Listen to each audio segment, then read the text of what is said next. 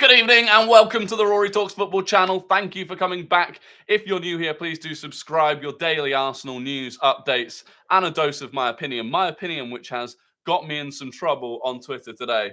It's been quite heated on Twitter, all for the Mascot Gate. We will get into it. I have my opinion on it. Plenty of people have had their opinions on it. And people were not happy with my opinion. But look, I stand by it. I stand by my opinion. I could have worded it better, probably. I did word it in a way that came across quite badly. But look, it is what it is. Lots to talk about today, though. We're going to talk about Mascot Gate. Some of you might not even know what Mascot Gate is if you're not on Twitter, because it really was a Twitter. Are you and Tom beefing? No. Tom, Tom was one of the people that got upset by it. But look, he's that's fine. We're also going to talk about Saliba, who's been pictured or videoed by Mo Elneny in the gym. Saliba, there's a Saliba chant going off in the chat. Ross, hello. George, hello. Do you know when you're next on pitch side? I don't know when I'm next on pitch side. But yeah, we've got Saliba updates. Not just the fact that he was in the gym, but also an update from the Daily Mail about sort of what's happening with Saliba. Updates on Zaha, Wilfried Zaha, the transfer to Arsenal potentially getting closer. Fabrizio Romano's given an update on Vitor Roque. And of course, we will have Guess the Gooner. Today's a good Guess the Gooner as well. I think it's a bit tricky, but we'll see how it goes. But look, let's get into Mascot Gate. For those of you who aren't aware, because it was a bit of a Twitter bubble.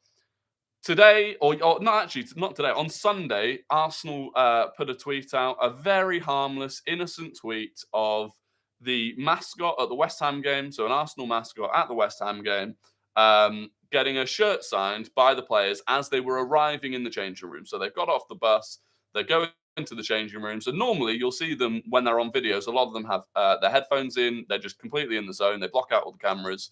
But anyway, they're going to the changing rooms and they go to sign her shirt.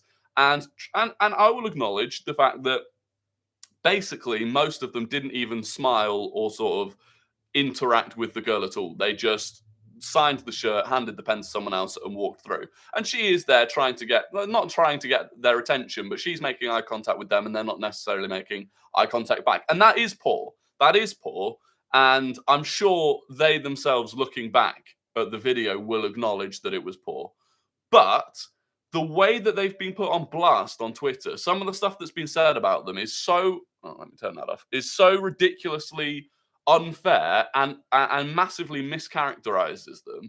And look, it's mainly by people that either want a reaction, they want to look good on Twitter. It's mass virtue signaling, let's call it what it is. And so I sort of wanted to defend the players, and I created a thread of all of the examples where players have gone out of their way to make mascots feel comfortable and make them feel, like they're part of the day. And even it got to the point where even the father of the girl had to tweet in reply to Nick Knowles, who was one of the celebrities that came out with fake outrage, and he actually had to reply and say, "Look, no, she had an amazing day. She had loads of time after that with the players. It was just that specific time." They were time limited. And I just feel like actually probably the only thing that might have tarnished her memories of that day is this ridiculous drama on Twitter. And just call it what it is. It's people on Twitter that love to pretend that they are the greatest human beings alive and that they have never made a mistake and that they're holier than thou. And I just find it embarrassing. And even certain people that replied to me or that quote retweeted, there are videos of them doing far worse things and engaging with fans in a far worse way. And, if you took that video in isolation of certain people and said, well, this is their character, it would look awful. So it's been a massive to-do about nothing that just kind of, I felt like, and people were saying, oh, you're only defending them because they're Arsenal players. And it was like, yeah, but a lot of people that are having a go at them are only doing that because they hate Arsenal. So it was just a weird one. But I did feel like a lot of the players got massively, they've just been getting abuse on social media all day because of it. But anyway, enough of that. Saliba. So Saliba was pictured in the gym. Well, not even pictured in the gym. Mo Elneny put a Instagram story up today of himself and Saliba on the bikes at Colney, at the gym at Colney. And obviously that's perked people up. But it's the first time we've seen Saliba doing anything since the injury. Now, of course, the immediate the immediate sort of hope is that that means that he's close to a return. But equally, Mohamed Elneny is on a bike next to him, and Mohamed Elneny is out for the rest of the season. So I don't really think you can put a time frame on his return just based on the fact that he's doing some fitness work on a bike. I would love to think that that means that he's close to a return. But look, Sami Mokbal, who writes for Mail Sport, the Daily Mail, he said they understand the complexities connected to the lower back problem that's kept Saliba out means that Arsenal medics are taking a cautious approach to his recovery. Sources have indicated that the injury requires day-to-day management, indicating his recovery is not completely straightforward. And that's kind of what we've been saying, right? The back injury is a very weird one. It's a very tricky one.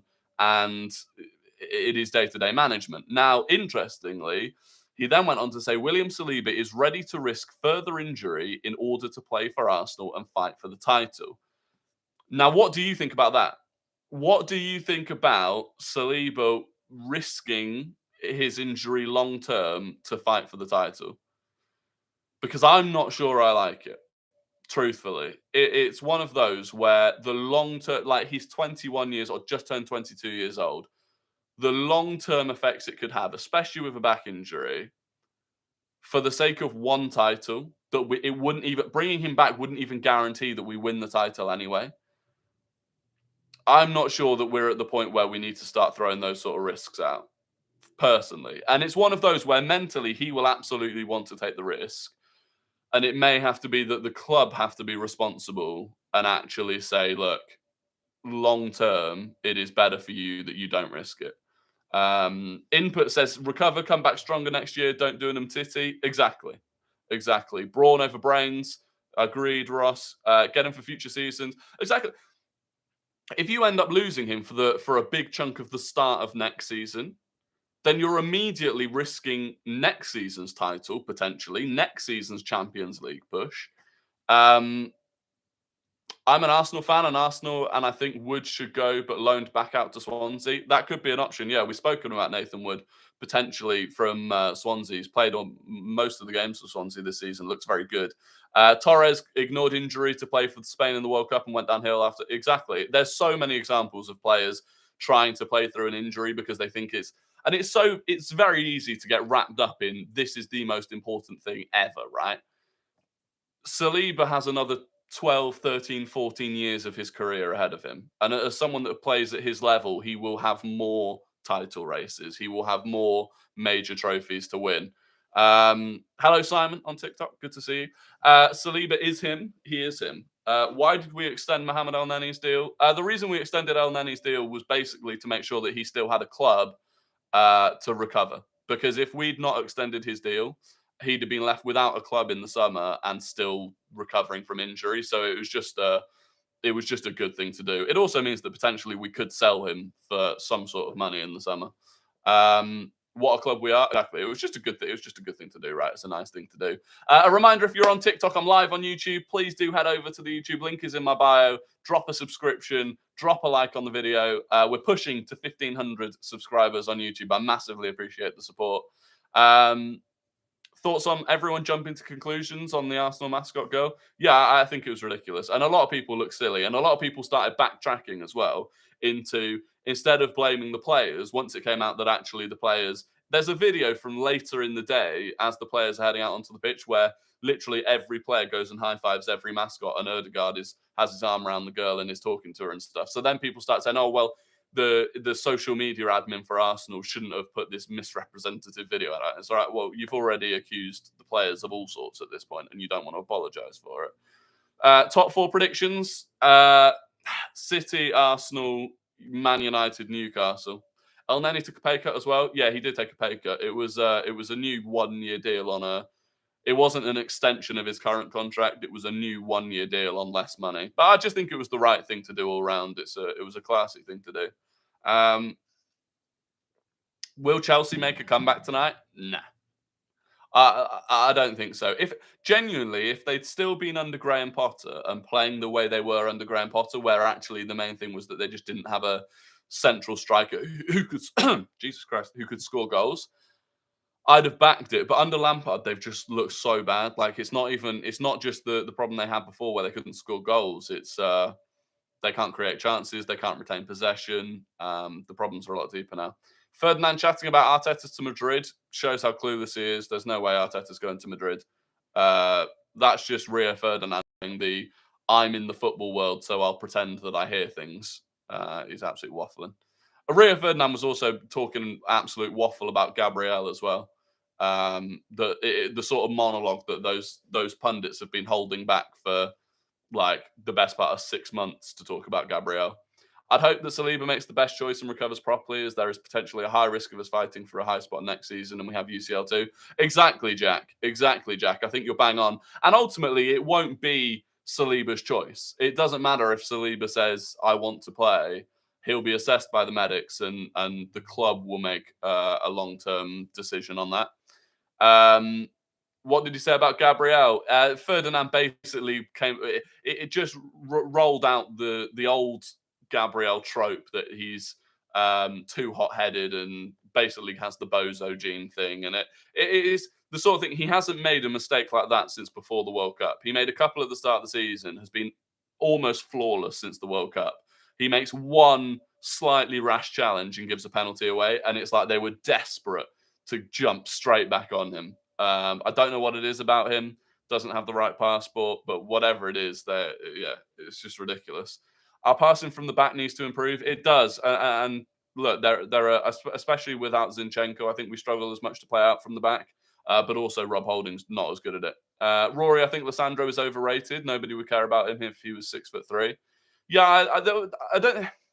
I do think Lissandro Martinez is a very good footballer, and I do think he's a good defender. I think there's an element of people trying to overcompensate for the. Obviously, he gets a lot of people talk about his height, and then people try and overcompensate with that, with the whole, he's the butcher and all of that sort of stuff. And I don't think that even helps him, to be honest. Do you still think we can win the league? I do think we can win the league. I think it's less likely now than it was 2 weeks ago. But of course, we still go to the Etihad. And if we get a result there, it's still absolutely on. From what we saw against West Ham, what do we need to change? Well, we need Saliba back. But, that's the key. Saliba and Zinchenko coming back. I mean, look, it's just been unlucky. The way that the injuries we've had have been timed, it's been unlucky. I mean, I saw today Phil Foden's back in training for Man City. They now have 0 injured players. They literally have every single player available, which is, I mean, look, it's a dream if you're Man City to have that sort of fortune coming into the end of the season. But it is what it is. There's no point. There's no point blaming it. Do you think Gabriel has had a better season than Saliba? I do. I genuinely think Gabriel has had an unbelievable season. Gabriel getting the same BS that Xhaka got after Pool, pundits waiting to jump on our players. Absolutely, Ross. Bang on. Bang on. And look, and it's the same players as well. It's ridiculous. Granit Xhaka made, yes, he made a mistake against Liverpool, but the way he was scapegoated for it, it's annoying, it's frustrating, and often it comes from players that pundits that only watch Arsenal in the big games as well. Do you think Arsenal are reacting to the pressure?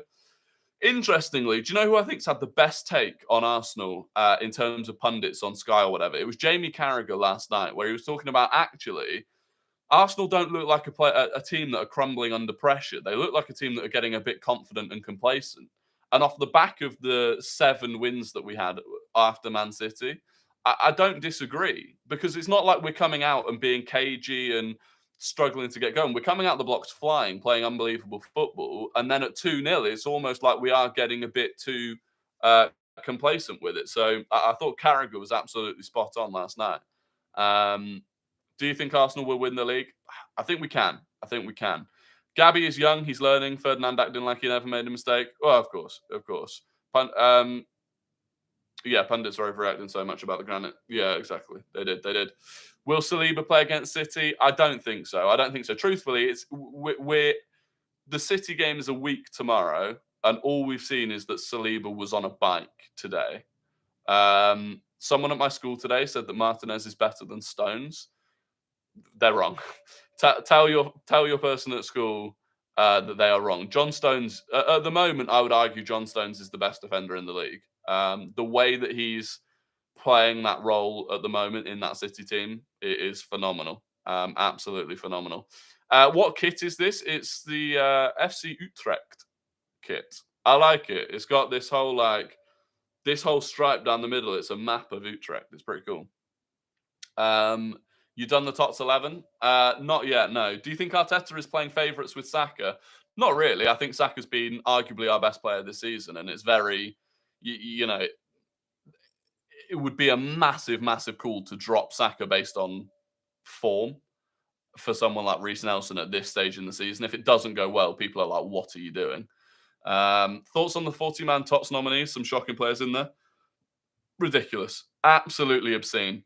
How have you got, and if people haven't seen this, the FIFA nominees, they're a short list of 40 players to potentially be in the FIFA team of the season for the Premier League. Unbelievable. Kepa Arrizabalaga's in there, right? Edison isn't in there. Raya from Brentford isn't in there, but Kepa is in there. Then you go into the defenders. No Ben White, no John Stones, but Romero is in there. Unbelievable. Makes no sense whatsoever.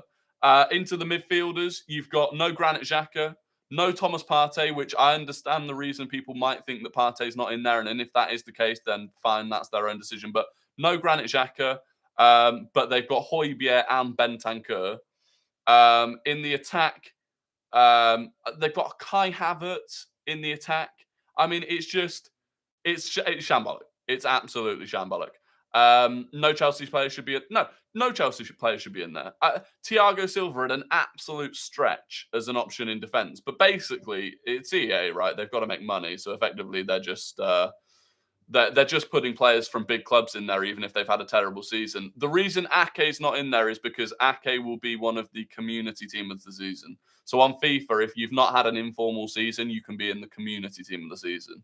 And Ake is in that. So that's the reason I think that he's not in the main one. But either way, it's just an absolute shambles. Anyway, moving on to transfers. An update on Wilfried Zaha. It's coming from Foot Mercato again now. Foot Mercato have been the closest to Wilfried Zaha for a while now in terms of the stories coming out. And their latest is that Arsenal have once again expressed interest in Zaha and that it's getting hotter. That interest is getting hotter. And of course, yesterday it came out that Reece Nelson has been offered a new contract. It's an improved contract on what he currently earns, but he is yet to agree to it and conversations are ongoing. So there is still a fear that Reece Nelson leaves and potentially the replacement for that is Wilfried Zaha. Now, look, if you can get the best out of Wilfried Zaha, it's not an awful thing to happen. I do think he will demand quite high wages, though. And in his case, he has been offered to Olympique Marseille, but he wants to stay in the Premier League. And Al Nazir and Al Ittihad from the Saudi League are also very interested. But again, he's not interested in moving to the Saudi League at this stage in his career. So Ellis says Elise or Zaha. I think on pure ability and planning for the future, I'd say Elise. But Elise is going to cost you 35, 40 million. So if you're wanting to spend budget elsewhere, then Zaha might have to be a better option. But that's that. I mean, what's your thoughts? Would you want Zaha? Is Zaha a player that you'd want at Arsenal next season? Do you think it's an improvement for our depth? Is he a player that's going to be happy riding the bench, which I feel like he would have to be? Zaha back up to Saka for free. Yes, please, says Joe Madiford. Yeah, I don't know how much he plays off the right, though. Typically, we've always seen him off the left. So, do you think we could pick up Bellingham? I don't. Truthfully, I would love Bellingham, but I just don't think we've got the budget for it. Elise is younger and we need more right-sided depth than left-sided. Yeah, so I do think Elise is a better option in that sense, definitely. I don't think Zaha would want to be a bench player. That's my feeling. But maybe he would. Probably pick up Gavi. Well, apparently Chelsea want Gavi. Apparently Chelsea are willing to throw the bucket or whatever it is, throw the house at Gavi. It's similar to the situation with Jorginho, as people weren't keen, but he's been decent for us so far. I don't disagree. And Jorginho was probably a lesson to me in terms of, I didn't think that was a good signing at first, and I was wrong. Eze would also be a shout as well. Yeah, but he plays more as like a sort of central midfielder. Do you think we should sell loan Smith Rowe? I think we should keep Smith Rowe. I do think we should keep Smith Rowe. If anyone deserves like one last chance as well, it is definitely Smith Rowe. The news on Saliba is that he was in the gym today. He was doing bike work. He is willing to risk himself in the title run-in, but the Arsenal medics are not so keen to take that risk, and they're aware that with back injuries, you've got to be really careful with them. You took the L on Twitter. I disagree. I think the people that took the L are the people that are tweeting out as if they are the best people that have ever existed, when you know full well there are videos of them that look far worse. Zaha is not the type of character we need around the squad. He's a baby.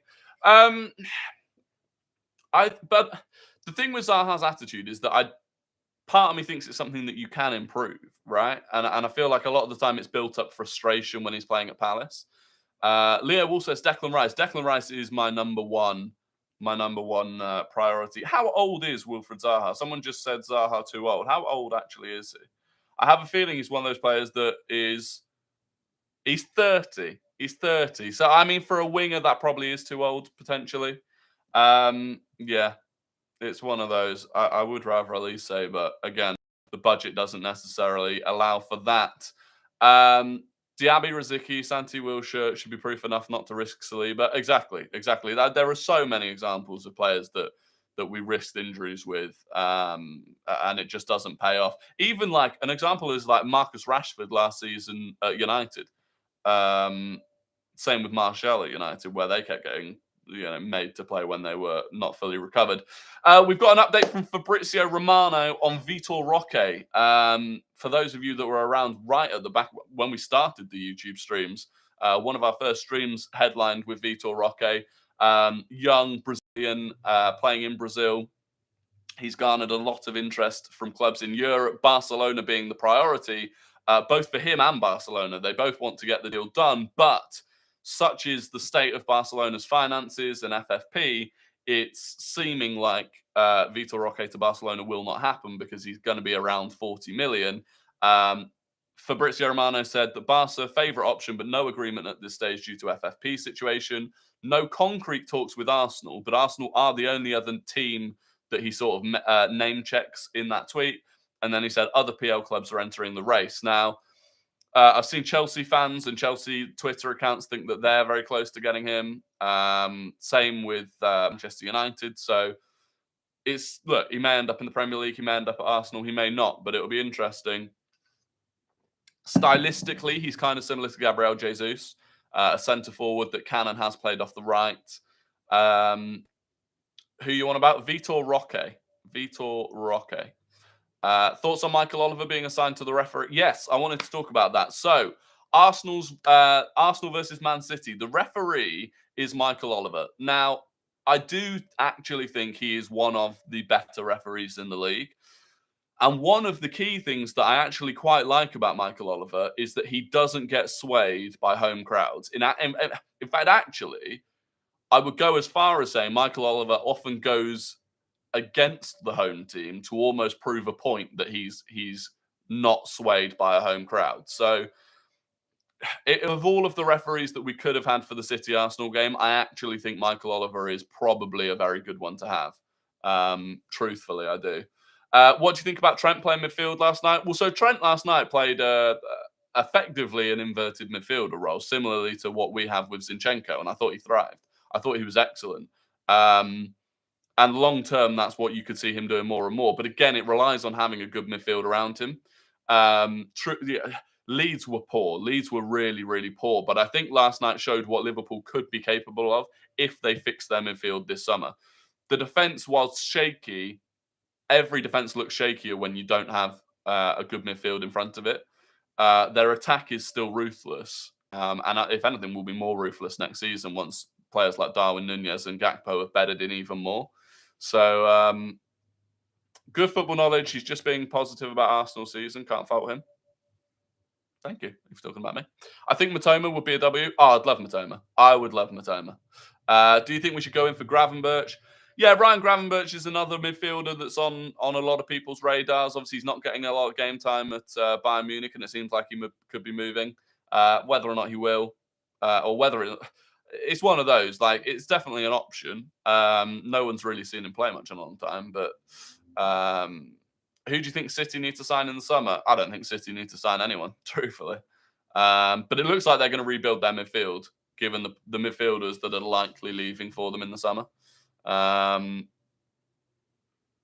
Who are your dream transfers to Arsenal? It's actually one of my pinned videos on TikTok right now was my dream transfers to Arsenal. If you want to check it out, Watkins or Tony? For me, Tony. But obviously, you don't know what's going to happen with the whole gambling situation. What do you think about David Coote as the VAR? I mean, I don't rate David Coote at all, but I don't rate many of the people that are ever on VAR, to be fair. How far you reckon you can get in the UCL, providing you sign the likes of Rice? I'll be disappointed if we don't reach the quarterfinals of the Champions League next season, truthfully. Didn't pay attention to Matoma until the game versus Brighton. Man's been incredible. Yeah, he's looked unbelievable. He's looked absolutely unbelievable. Look, it's time for Guess the Gooner, the game where I give you a current or ex-Arsenal player's career path without the Arsenal part of it, so you don't know whether they're currently at Arsenal, whether they started at Arsenal, and you have to guess who it is.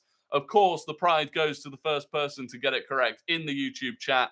Again, if you're on TikTok, if you want to jump over to the YouTube stream, the link is in my bio. Please do head over and subscribe. Get your answers in both chats, and let's see who can get it. So this is an ex or current Arsenal player. They started at Pescara. They then went to Sampdoria. They then went to Pescara on loan, Atletico Madrid on loan, Fiorentina on loan, and then Galatasaray on a permanent deal. Who is it? So Pescara, Sampdoria, Pescara on loan, Atletico on loan, Fiorentina on loan, Galatasaray permanently. And it is, he's back. He's back on top. It's Ross Lawman. Ross Lawman is the first person to get it correct in the YouTube chat. People have got it right on TikTok as well. It is indeed Lucas Torreira. Ross, who had done the back-to-back last week, he is back. Not Pablo Mari, not Pablo Mari. It is indeed Lucas Torreira. Well done, well done. That goal in the North London derby, forever remembered for the goal in the North London derby. Do you know what? I really wish things had worked out better for Torreira at Arsenal. I thought at the time, Emery knew he was good and knew that Torreira had to feature, but didn't really know how to play him. I'd rather get De Jong than Rice. Possibly. I think he'd be on a... Well, I don't know. I mean, either or would be good. That's my favourite ever Arsenal game, the 4-2 derby. Yeah, it was an unbelievable game. It was an unbelievable game. And now we've got a Guess the Non-Gooner. A Guess the Non-Gooner, so I'll give you their full career path. You have to guess who it is. This player started at Dinamo Zagreb. They then went on loan to Zrinjski Mostar. They then went on loan to Inter Zaprosic. They then went to Tottenham and then Real Madrid. And that is the clue. And George in the TikTok chat got that before I even mentioned Tottenham, which is unbelievable. Ross Lawman's got it in the YouTube chat as well.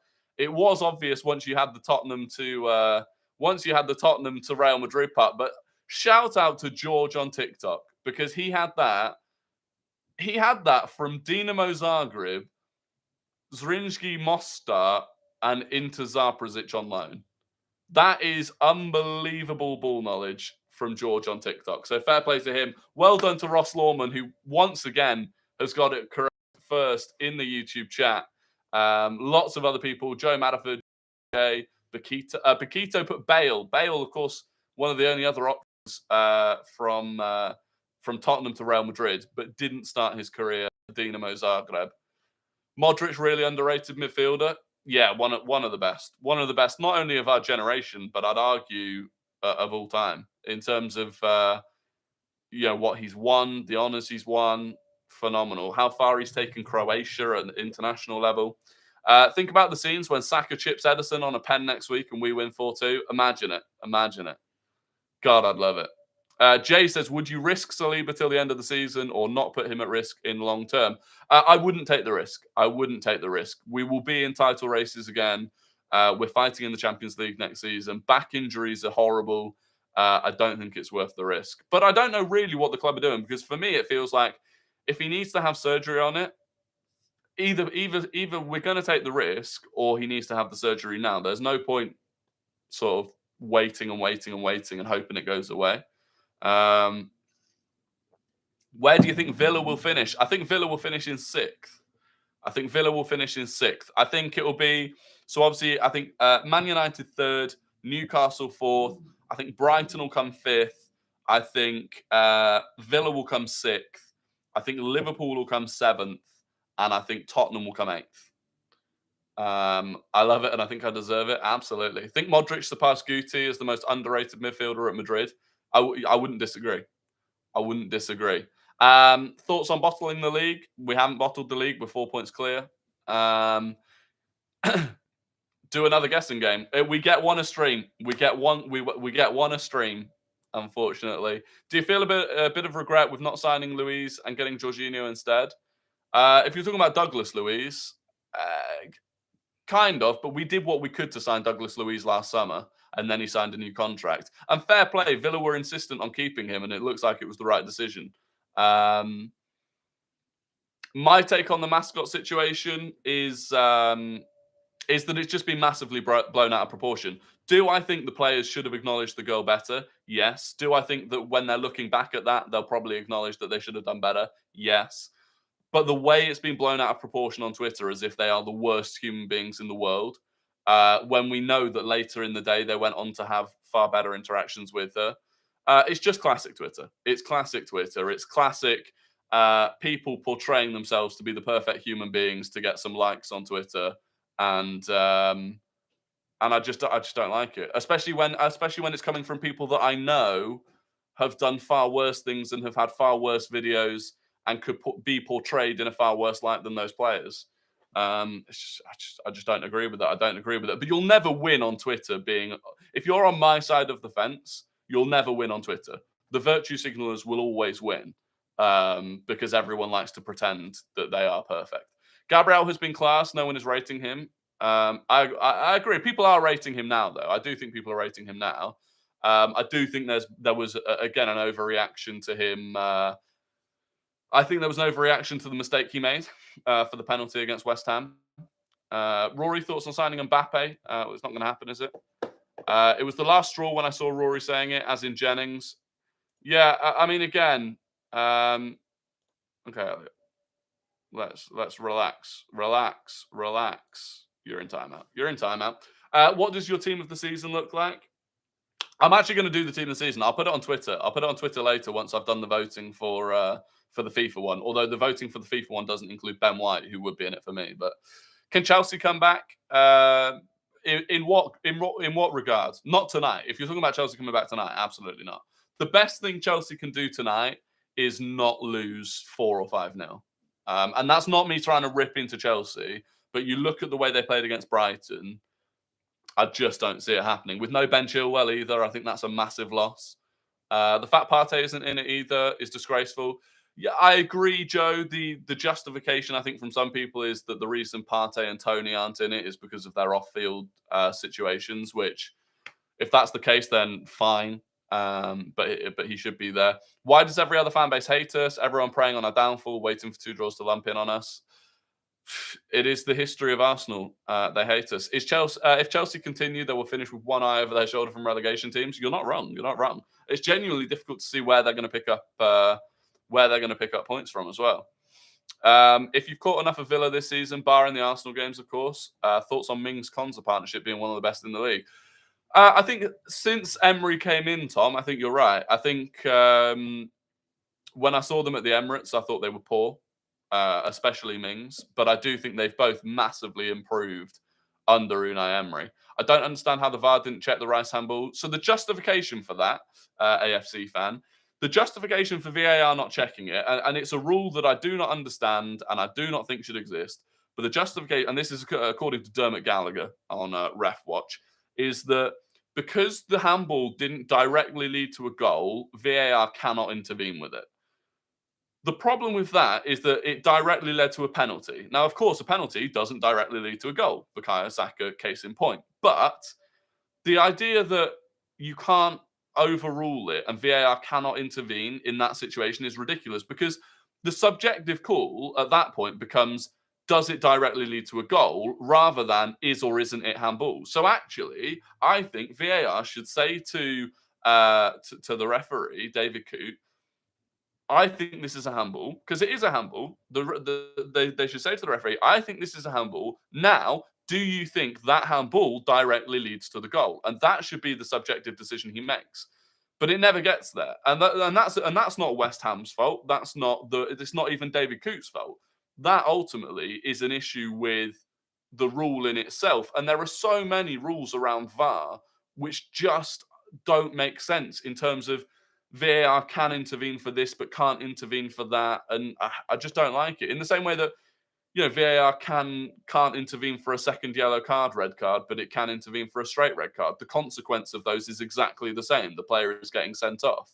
If someone gets a second yellow card for a foul and actually the player that they fouled completely dived, VAR can't intervene. It's ridiculous. Joe Madiford, VAR isn't the issue, it's the people using it. That's true, but I also think there are issues within the rules around VAR that are also a problem. Um, Tell me about it. VAR and Brighton do not mix. Yeah, I mean, Brighton have had some awful ones. More appearances on AFTV soon. I'll be on AFTV for the Arsenal Man City game. Your thoughts on more VAR cameras? I mean, well, more VAR cameras can't help, but it still doesn't change the fact that the people using it are morons. I still have no idea how that Trent handball wasn't given last night. Exactly. The Trent one directly leads to a ball. It's a clear a goal. It's a clear handball. It's baffling. It's baffling. Who do you think will get relegated after last night? It makes me think Leeds. I thought if you I think Leicester are gone, Southampton are gone, and then I think it's probably between Forest and Leeds. And if you look at the two performances of Forest against Man United and Leeds against Liverpool, both home fixtures, I think that to me suggests that Forest will probably stay up over Leeds. You on FTV for the City game? Yeah, I'm on FTV for the Man City game. What's the story with Vitor Roque and Zaha? So Zaha, Foot Mercato are saying that he's close. Well, not that it's close, but it's getting closer to a free transfer to Arsenal. He's been offered to Marseille. He's been offered to Saudi Arabia, but he wants to stay in the Premier League. And Vitor Roque basically probably isn't going to move to Barcelona, despite the fact that he wants to go to Barcelona. Barcelona want him, but FFP is going to stop that move happening. So he could move to Arsenal, but he could also move to a number of other Premier League clubs. Do you think there's a chance Chelsea get relegated? I don't. I think Chelsea have probably already got enough points that they wouldn't get relegated, even if they didn't pick up another point all season. If Leeds get relegated, do you think we should go for Wilfried Gnonto? That to me is a far better option than Wilfried Zaha. We talk about Zaha or Elise. That's one question. Zaha or Gnonto, if Leeds get relegated, absolutely go for Gnonto. 100%. How far can we go in the UCL next year? I think we should aim to at least get to the quarterfinals. Leeds, Forest, and Southampton. Leicester's fixtures look slightly more favourable, in my opinion. It'll go right down to the wire. Yeah, Leicester's fixtures do look all right, but their performances look awful. That's the worrying thing. What do you think of Neymar's career so far? It's better than my career. What club is that shirt? It's FC Utrecht from the Eredivisie. J14 says, I think it's probably too expensive, but thoughts on looking at Bellingham? I agree. I would love Bellingham, but I think it's too expensive. Saka racist abuse was shocking. Well, yeah, exactly, Sportcat. And do you know what the whole Twitter thing, the Mascot Gate has caused today? It's caused more racist abuse to be hurled at players like Saka and Ketia and Reece Nelson. So just another reason why that ridiculousness on Twitter wasn't useful to absolutely anyone. Do you think the top four would be the way it is if VAR wasn't there? No, I think Brighton would be further up. For sure. I think Brighton would be further up. I also think Tottenham would be further out of it. Apart from that decision against Southampton that they had that was poor and went against them, generally speaking, VAR helps them out a lot, I think. The mascot stuff's ridiculous. Even the father tweeted saying his daughter had a lovely time. Exactly. And do you know what? No one at any point, all of these virtue signaling people on Twitter, all of these holier than thou people, not one single one of them at any point cared about the girl. No one cared what the girl actually felt or how she actually thought. They just wanted to get the likes. It's embarrassing. How do you think the Arsenal City game goes? I think it's going to be tight. I don't think Arsenal are going to come flying out the blocks. like we did, or like we have been for weeks and weeks and weeks. I think it will be quite sort of tentative, but I think we're going to draw 1-1. I think we get a draw. I think we get a draw. What was this racism thing? Saka had some horrendous racism. One particular person had mocked up basically like a photoshopped image of Saka on an ape or a monkey of some description. It's just absolute, like genuinely vile. And I think with that specific one, that Photoshop as well, it's the idea of someone sitting in their room and genuinely going through the motions on Photoshop of making that image up. It's just like, it just makes you wonder what sort of messed up hatred is going on in their head to sit there and do that. Top 5 managers this season only. Top 5 managers: Arteta, De Zerbi, Eddie Howe, Unai Emery, and Gary O'Neill. I think that account already got mass reported, yeah. Saka scored massive goals for us this season, being winners or equalising goals. People miss penalties, we move on, it's fine. Absolutely. Absolutely. He scored some incredibly high-pressure penalties for us. Pep. Nah. Look at what Pep's got at his disposal. Man City, you have to argue, right? If you look at the squads that they've got available, Man City should be top of the Premier League. You would argue, if you look at each manager and you look at their squad and you look at where people thought they would finish in the season, every single manager I've just named has got their squad way higher up in the table than they should be or that you'd think they would be. Pep is the only person who's actually, or not the only person, but of all of those shouts, Pep is the only one who's arguably got Man City one place below where everyone would think that they should be. If they go on to win the treble, then he can, of course, enter the conversation. City for the treble. Look, it's arguably theirs to lose at this point. If you look at the situations, those are exactly my 5. If O'Neill keeps Bournemouth up, he should be in with a gigantic shout of manager of the season. Yeah, I think the job he's done at Bournemouth's unbelievable. For his first job, the situation that he came into, he's done a phenomenal job. The Saliba update, he was on a bike today. He was on a bike with Mohamed Elneny at London Colney. He has said that he is willing to risk his injury in the title run-in, but truthfully, the Arsenal medics will be the ones that decide it. And with the type of injury that it is, it's unlikely that I think we'll see him play. Who do you think is the best all-time football manager? It's a toss-up between Ferguson and Carlo Ancelotti for me. But look, that is the end of the stream. It's been a long one. We've covered a lot. I hope you've enjoyed it. I hope you can subscribe, like the video. It would do me a massive favor. I really do appreciate it. If you're on TikTok and you want to see the full stream back, jump over to the YouTube video. But that is the end. Have a great evening. I'll be back at 5 p.m. tomorrow. Goodbye.